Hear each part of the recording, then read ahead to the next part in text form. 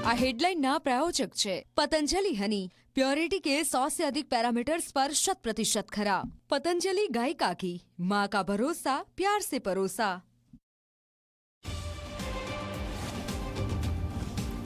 રાજ્યમાં આજે પણ ભારે વરસાદની હવામાન વિભાગની આગાહી, ગાજવીજ સાથે વરસી શકે છે વરસાદ।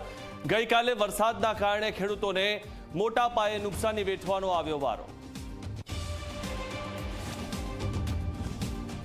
આજે જાહેર થશે ધોરણ 12 બોર્ડનું પરિણામ। બોર્ડની વેબસાઇટ પર મુકાશે સામાન્ય પ્રવાહ અને વિજ્ઞાન પ્રવાહનું પરિણામ। 10:30 વાગ્યાથી વિદ્યાર્થીઓ જોઈ શકશે રિઝલ્ટ।